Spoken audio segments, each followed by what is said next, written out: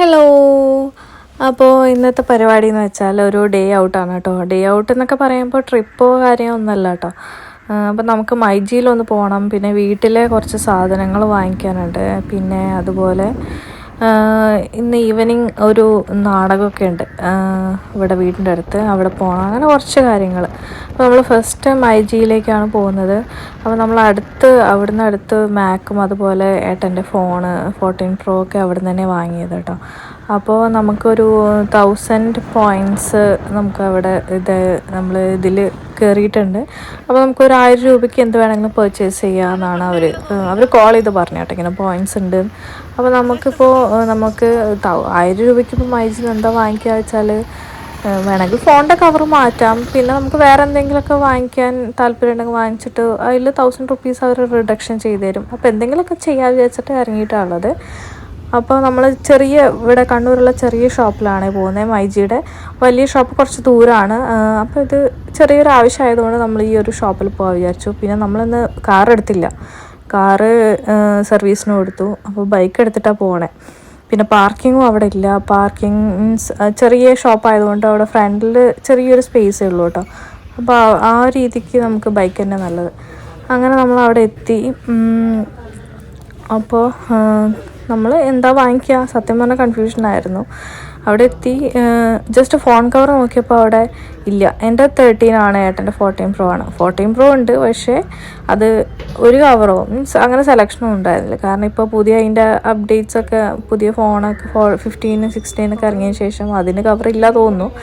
പിന്നെ എനിക്ക് തോന്നി ഇപ്പോൾ എന്തായാലും എഡിറ്റിങ് കാര്യങ്ങളൊക്കെ ചെയ്യുന്നതല്ലേ, അപ്പോൾ ഒരു ബ്ലൂടൂത്ത് മൗസ് വാങ്ങിക്കാൻ വിചാരിച്ചു. അപ്പോൾ അത് വാങ്ങിക്കാമെന്നാണ് ഇപ്പോൾ ഫൈനലായിട്ട് തീരുമാനിച്ചത്. അപ്പോൾ അവിടെ ലെനോവോ, HP അങ്ങനെ എന്തൊക്കെയോ ഉണ്ടായിരുന്നു കേട്ടോ. അപ്പോൾ ഞാൻ ഇത് വിചാരിക്കാണ്ട് നമ്മൾ വാങ്ങിയതാണ്. അപ്പോൾ ഏതാ വാങ്ങേണ്ടതെന്നൊന്നൊരു ഐഡിയ ഒന്നും ഉണ്ടായിരുന്നു. പിന്നെ HP നല്ല ബ്രാൻഡാണല്ലോ, അപ്പോൾ അത് നോക്കാൻ വിചാരിച്ചു.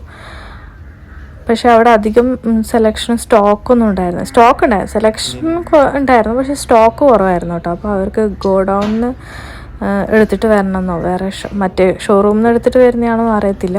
അപ്പോൾ അവിടെ നിന്ന് എടുത്തിട്ട് വരണം, ഒരു ½ an hour വെയിറ്റ് ചെയ്യണമെന്ന് പറഞ്ഞു കേട്ടോ. അപ്പോൾ നമ്മളവിടെ കുറച്ച് സമയം വെയിറ്റ് ചെയ്യേണ്ടൊക്കെ വന്നു. പിന്നെ അപ്പോൾ നമ്മൾ ഫോണൊന്ന് എക്സ്ചേഞ്ച് ചെയ്താലോ എങ്ങനെയാണ്, ഇപ്പോൾ എൻ്റെ കയ്യിലുള്ള 13 കൊടുത്ത് 16 Pro മറ്റോ വാങ്ങിച്ചാലോ എന്നുള്ളൊരു ഐഡിയയിലായിരുന്നു.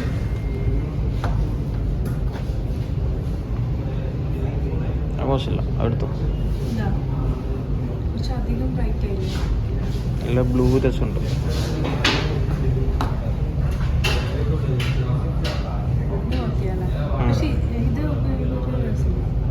കേസ് ഇടൂലേ, ഇങ്ങനെ നടക്കൂലല്ലോ.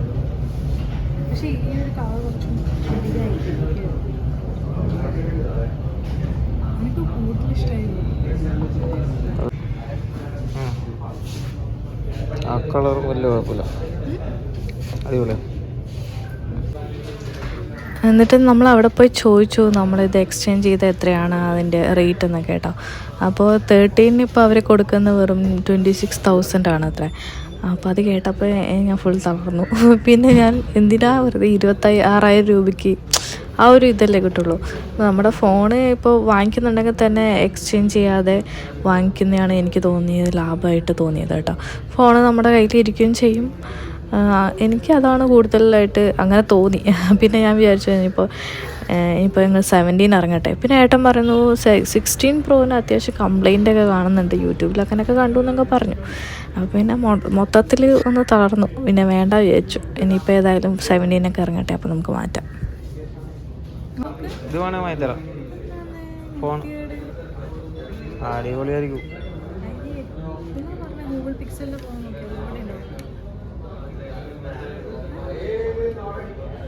അങ്ങനെ നമ്മൾ അരമണിക്കൂർ വെയിറ്റ് ചെയ്തു കേട്ടോ. അപ്പോൾ ലാസ്റ്റ് നമ്മൾ HP-യുടെ മൗസാണ് കേട്ടോ വാങ്ങിയത്. അതൊരു സിൽവർ ബ്ലാക്ക് ഉണ്ടായിരുന്നില്ല പറഞ്ഞു. അപ്പോൾ ആ സിൽവർ ബ്ലാക്ക് കോംബോ ആയിട്ടുള്ള ഒന്ന് വാങ്ങി. 1200 സംതിങ് ആണ് കേട്ടോ റേറ്റ്. 1000 റുപ്പീസ് നമ്മുടെ പോയിൻറ്റ്സ്, പിന്നെ ഒരു 200 മാത്രമേ നമുക്ക് കൊടുക്കേണ്ടി വന്നുള്ളൂ കേട്ടോ. അങ്ങനെ ഇവിടുത്തെ പരിപാടികളൊക്കെ കഴിഞ്ഞു. ഇനി നമുക്ക് വീട്ടിലേക്ക് കുറച്ച് സാധനങ്ങളൊക്കെ വാങ്ങിക്കാനുണ്ട്. അപ്പോൾ അതിന് മുന്നേ ഏട്ടൻ എന്തെങ്കിലുമൊക്കെ കഴിക്കുക, മീൻസ് പുറത്തിറങ്ങി കഴിഞ്ഞാൽ ഏട്ടൻ എപ്പോഴും എന്തെങ്കിലുമൊക്കെ കഴിക്കണം. എന്നെക്കാട്ടിലും കൂടുതൽ ആ ഒരു ടെൻഡൻസി ഏട്ടനാണ്. അപ്പോൾ നമുക്ക് എന്തെങ്കിലുമൊക്കെ കഴിക്കാമെന്ന് പറഞ്ഞാൽ നമ്മൾ ഇറങ്ങിയിട്ടല്ല.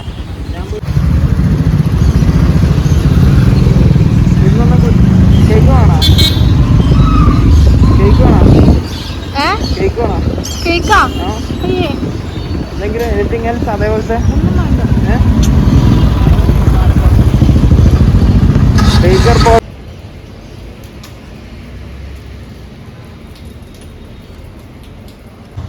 അങ്ങനെ ഇവിടെ കയറാമെന്ന് വിചാരിച്ചു. കേക്കും അതുപോലെ ബർഗർ, പിസ്സ ഒക്കെ എല്ലാം ഉണ്ട് കേട്ടോ. അപ്പോൾ എന്താണെന്ന് വെച്ചാൽ ഇവിടെ നിന്ന് കഴിക്കാൻ വിചാരിച്ചു.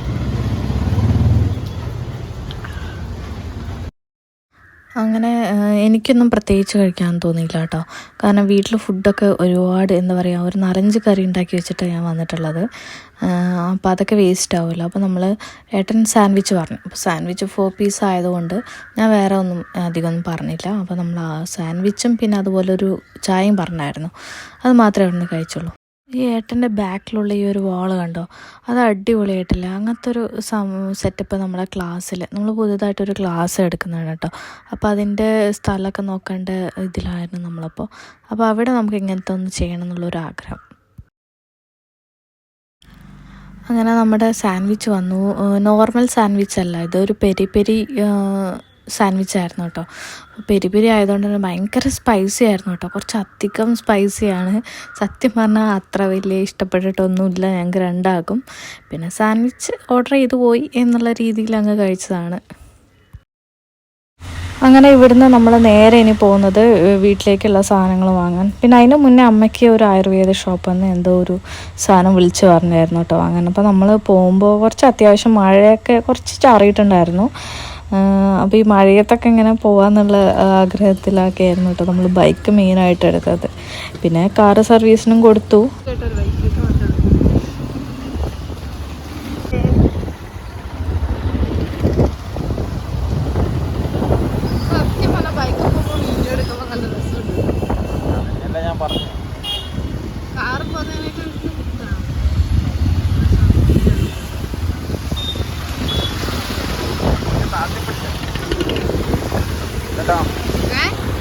താത്തിപ്പിടിച്ചോ.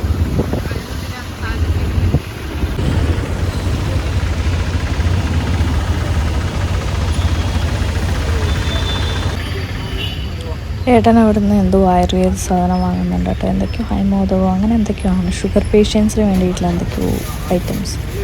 ഇനി നമുക്ക് പച്ചക്കറി വാങ്ങിക്കാം. അപ്പോൾ വേറെ പലചരക്ക് സാധനമൊന്നും ഇപ്പം ഒന്നും വാങ്ങുന്നില്ല, കാരണം അത്യാവശ്യം നല്ല മഴ വരാൻ പോകുന്നുണ്ട് കേട്ടോ.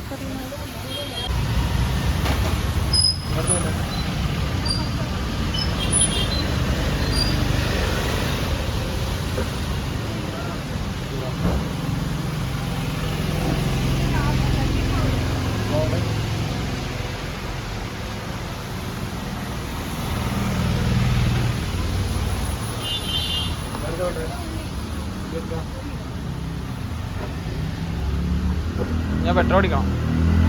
പെട്രോൾ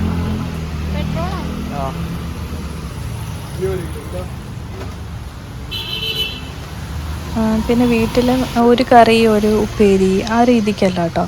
അപ്പോൾ വെജിറ്റേറിയൻ മാത്രമാണെങ്കിൽ അതൊരു 2 കറിയൊക്കെ എന്തായാലും ഉണ്ടാവും, അതുപോലെ 2 ഉപ്പേരിയൊക്കെ.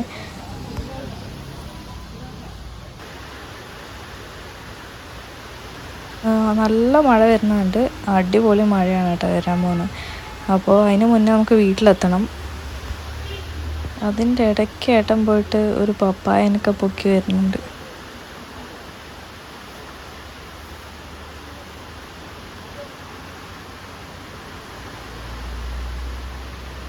അങ്ങനെ പച്ചക്കറിയൊക്കെ വാങ്ങിച്ചു. മെയിനായിട്ട് വാങ്ങിക്കേണ്ടത് മുട്ടയായിരുന്നു കേട്ടോ. പക്ഷെ നല്ല മഴ പെയ്തു. ഇനിയിപ്പോൾ പറഞ്ഞിട്ട് കാര്യമില്ല, മുട്ടയും കൂടി എടുത്ത് പോകുമ്പോൾ അതെന്തായാലും പൊട്ടി, ഒരു 10 എണ്ണമെങ്കിലും പൊട്ടും. അങ്ങനെ നമ്മളിനി നേരെ വീട്ടിലേക്ക് പോവാണ് കേട്ടോ. അപ്പോൾ വീഡിയോസൊന്നും എടുക്കുന്നില്ല, ഈ മഴയത്ത് നടക്കില്ല.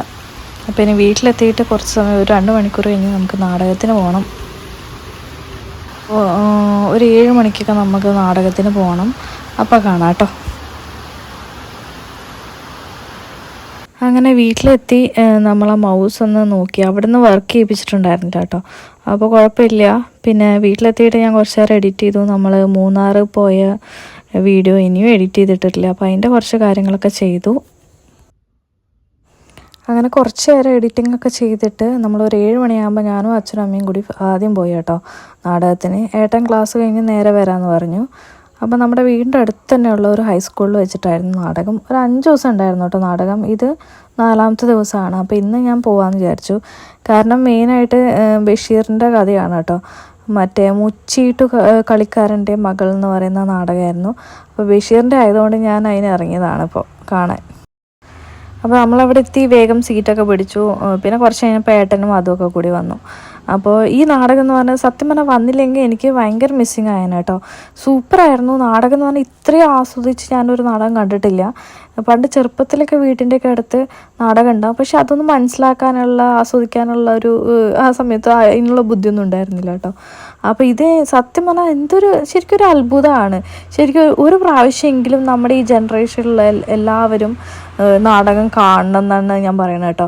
ശരിക്കുള്ള നാടകം കാണണേ, ചെറിയ രീതിക്കല്ല, പ്രൊഫഷണലായിട്ട് ചെയ്യുന്ന നാടകം എന്തായാലും കണ്ടിരിക്കണം. അതിലെ സെറ്റപ്പും ലൈറ്റിങ്സും ഒന്നും പറയണ്ട. ഇങ്ങനെയൊക്കെ ചെയ്യാൻ പറ്റുമോ ഒരു സ്റ്റേജിൽ എന്നൊക്കെ നമ്മൾ അത്ഭുതപ്പെട്ടു പോകും കേട്ടോ.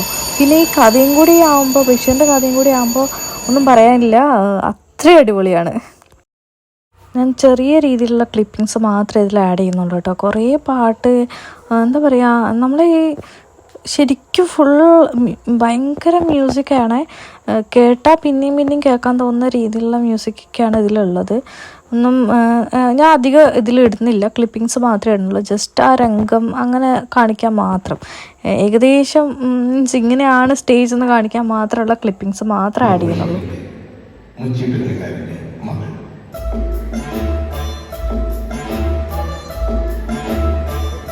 കഥ ശ്രീ വൈക്കം മുഹമ്മദ് ബഷീർ.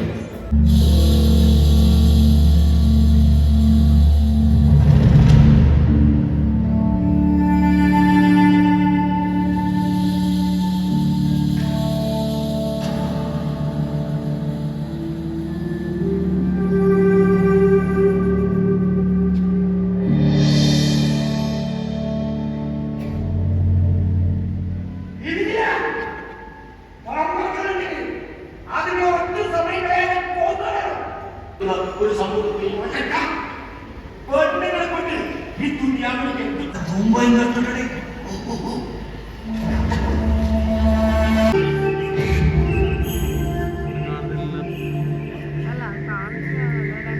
നമ്മളെ തൊട്ട് മാറിച്ചിട്ട് നമ്മളെ സാധിച്ചു വരാനുള്ളത്.